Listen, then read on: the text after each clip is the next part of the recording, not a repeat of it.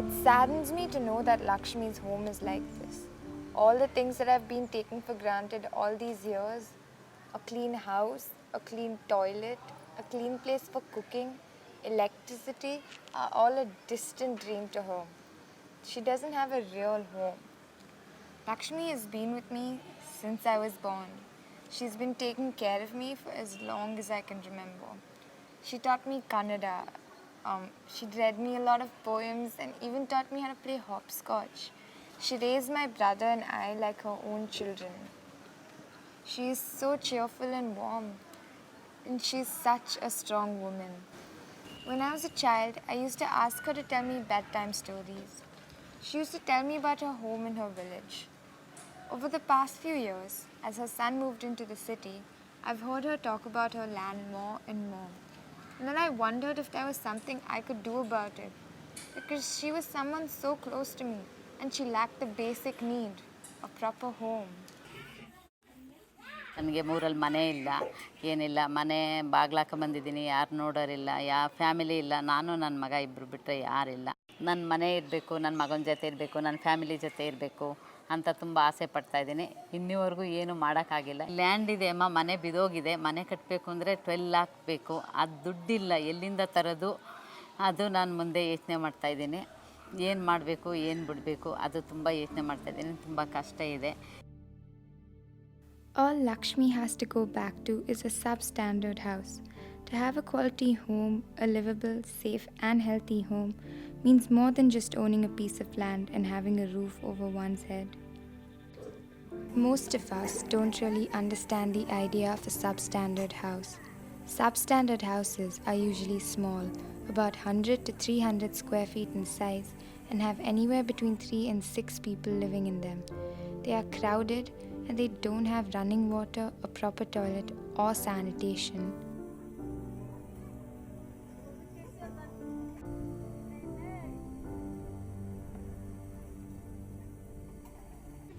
They don't have a real kitchen, and so smoke fills up the house and causes respiratory problems.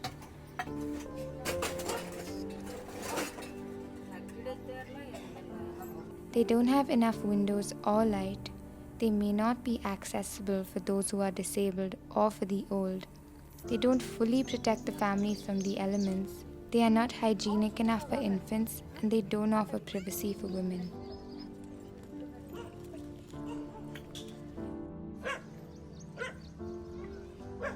They also don't have enough storage space, a peaceful atmosphere, and may have leaky roofs, peeling paint, and asbestos partitions that are harmful to health. Basically, a substandard house is one that fails to support the physical and psychological well-being of the family, their health, growth, and social integration, which are aspects central to human well-being. Across the world, studies have shown that substandard housing is strongly associated with increased risk of disease, crime, social isolation, and decreased mental health. Substandard housing also affects access to education and income opportunities. So we are actually talking about not just the survival of these people, but also their identity and participation in our society, their right to health, to equal life expectancy, to a happier economic and social status, and to be a part of India's growing economy. Affordability of quality housing is a serious problem in India. And to think that a lot of Indians don't have a place to call home is something that really scares me. This is not just Lakshmi's story. I mean, look around. The homes they live in, they don't have proper coverage. They've all been telling us about the rains and how the rains affect them so much. And if the homes can't even withstand rain, then it means something. And the fact that they lack water is like, it's like the basic need, and they don't even have that. I've been spending a lot of time in the communities that have been living in substandard homes. I've been photographing their lives, understanding how they live, And it's really not easy. And this has taught me how widespread the problem really is.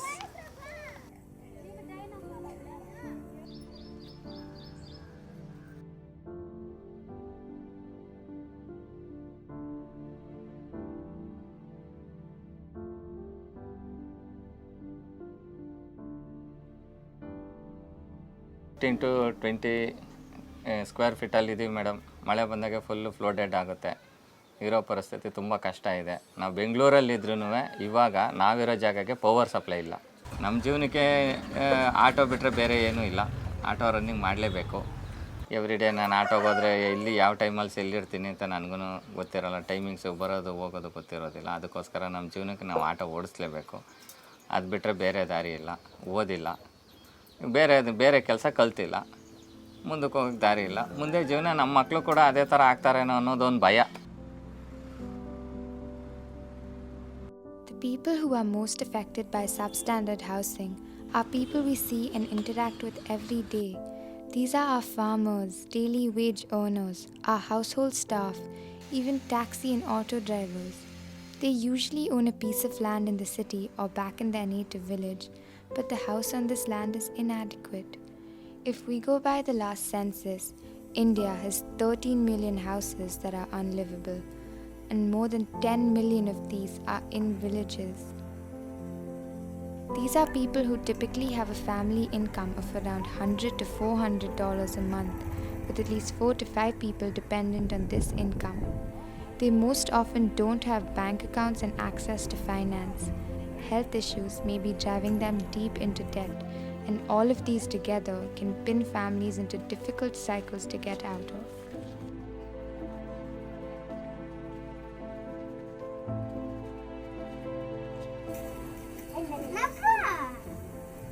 Living in poverty is a curse, and I think among the most visible signs of this poverty is the lack of a home and the resulting lack of security and lack of self-esteem that comes from it.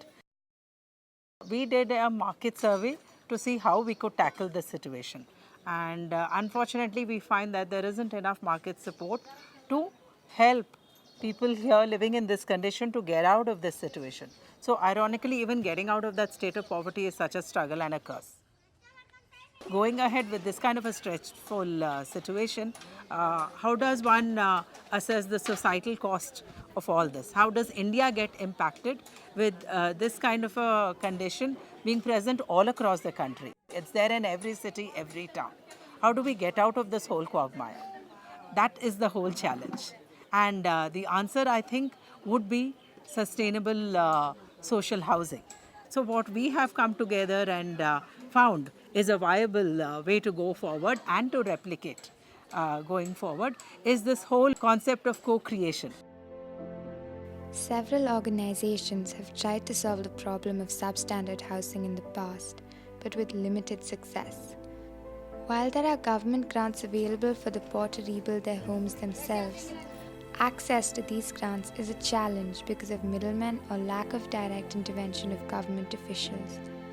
And fact is, today the cost of material and labor is higher than ever. We need social innovation. ಏನು ಮಾಡಬೇಕು next? ಯಾಕೆ ಓದಕ್ಕೆ interest ಇಲ್ವಾ? ಓದ್ಬಿಟ್ಟು job ಹೋಗೋಣ ಅಂತ. ಎಷ್ಟು ಓದಬೇಕು? ಅದೇ ಡಿಗ್ರಿವರೆಗೂ.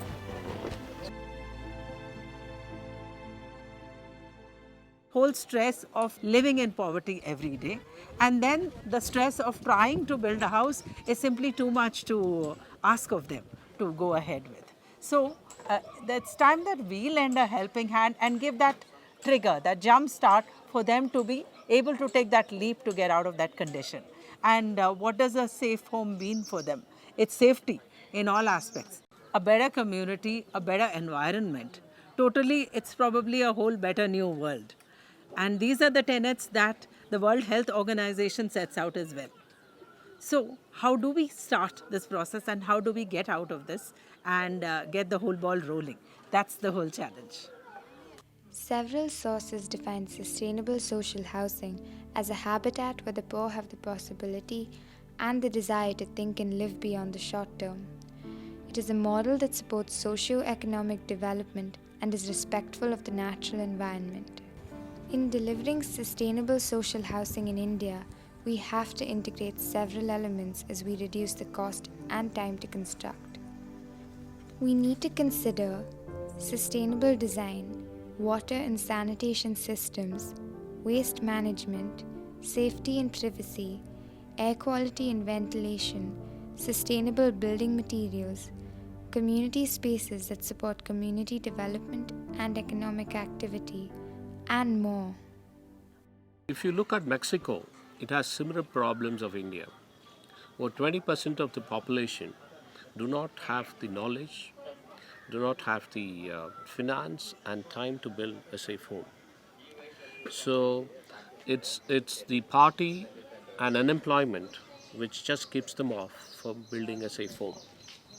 So in Mexico, an organization, Ichel to Casa, has built a community-based homes in their area where they use the community to do similar type of social housing. This organization has built over 180,000 homes in 23 states, which has impacted close to 1 million people. So that's a big number for a sustainable model which has gone through the whole of Mexico.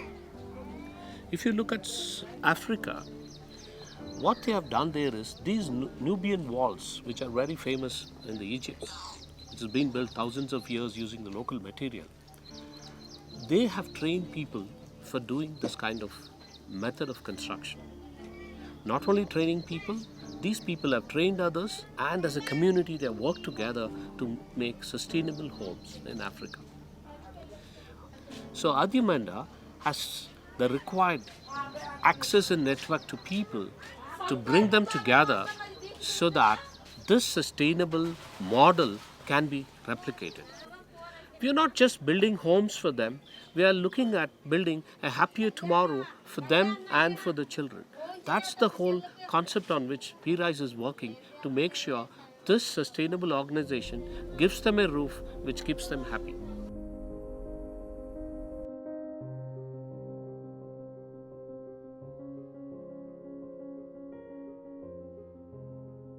V-Rise started a year ago, and our first effort is in this very village.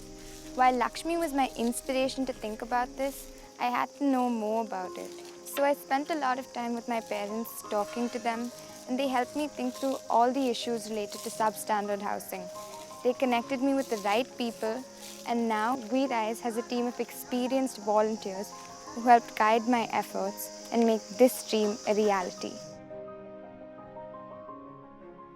V-Rise has partnered with a few hand-picked organizations to enable a successful rollout.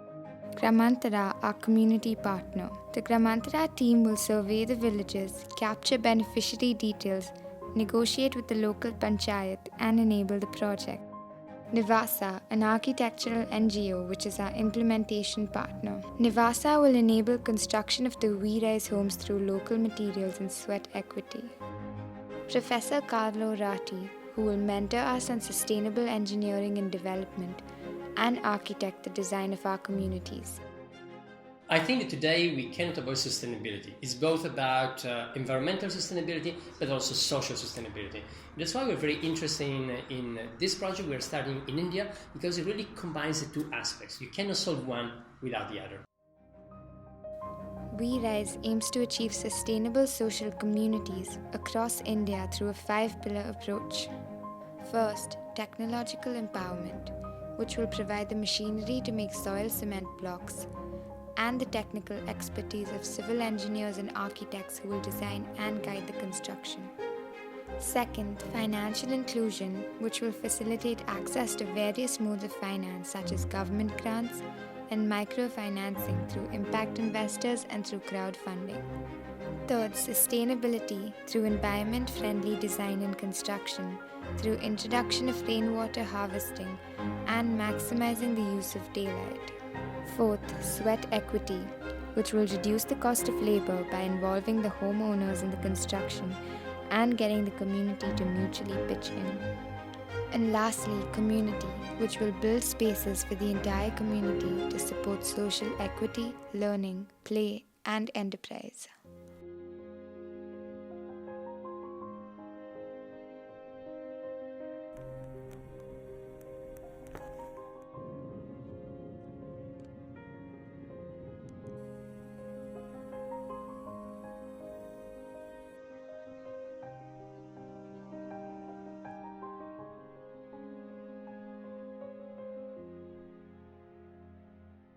So we've done an impact study in 3 villages, and that's about 200 families as a whole. But if you look at this village in particular, that's about 50 families. And they've got a temple, a farm, a drinking water unit, a school.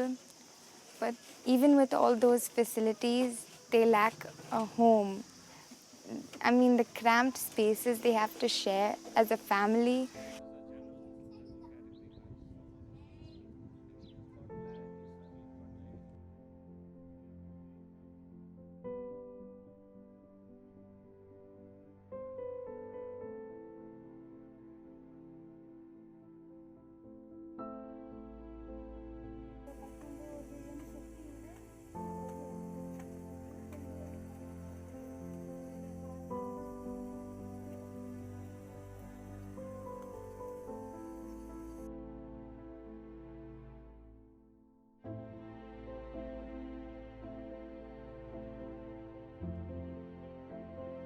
ಇದು ಹಳೆ ಮನೆ.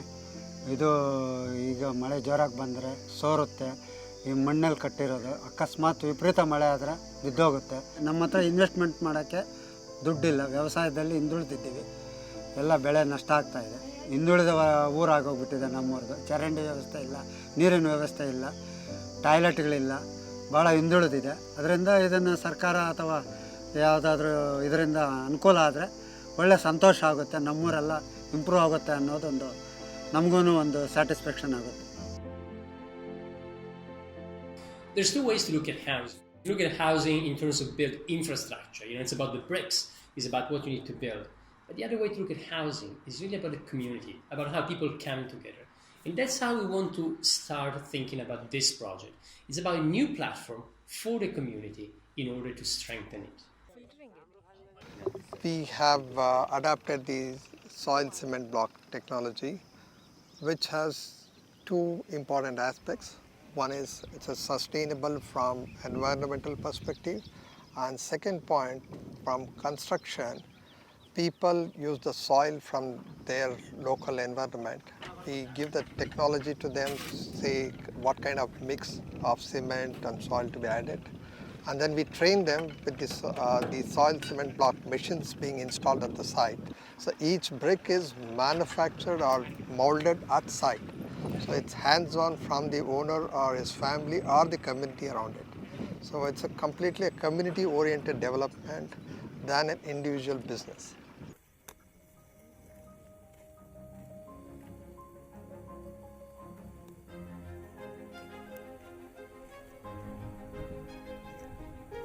Whether it's lighting, the ventilation, electricity, the water, the sanitation, or the cooking area design, each area has small component which will bring a lot of value to the house. Apart from this, yes, we are going to build a community center which will be the center of the entire development, which will help them in any celebration or any festivals or any kind of training or any awareness program which a lot of NGOs and the government organizations are doing.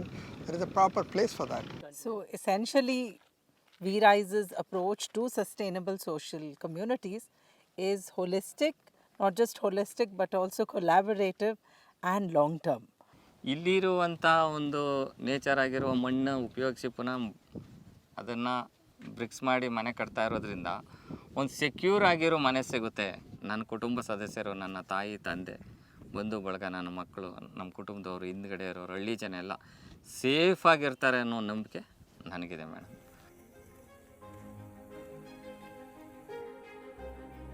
And I know this is a big dream to aim for, but I've got like-minded, passionate people helping me out.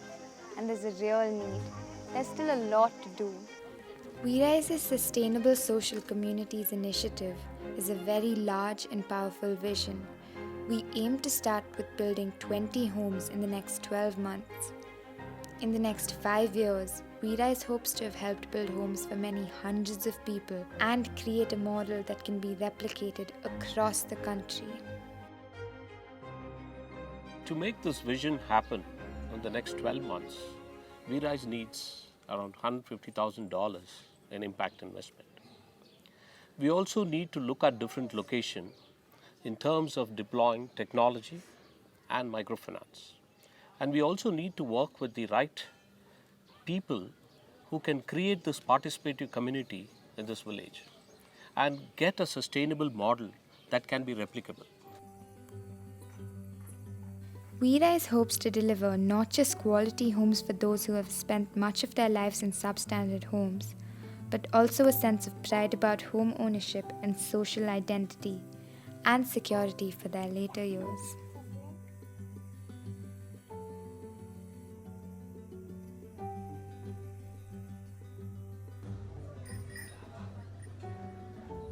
Studies have shown that home ownership is a financial asset that is often the foundation for small businesses that generate employment and income.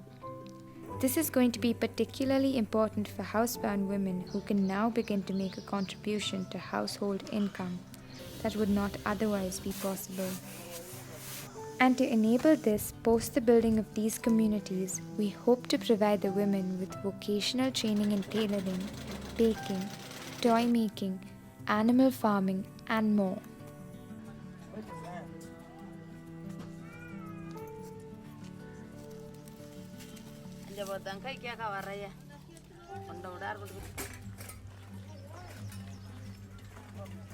The more we work on sustainable social housing, the more we as a team realize that this problem of substandard housing affects women and children to a far greater degree.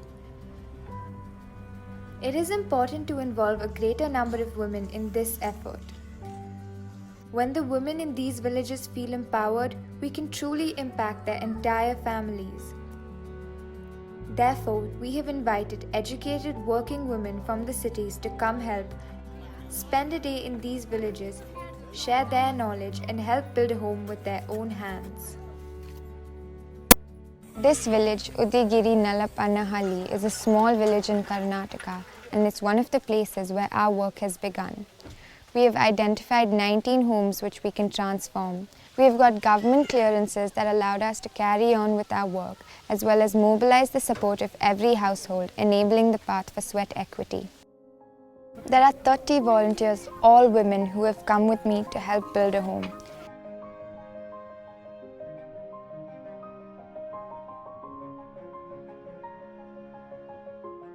We're just making a pebble of a difference, but it's an initiative. And the main thing is to take this forward into creating a better social community for us in every part of India.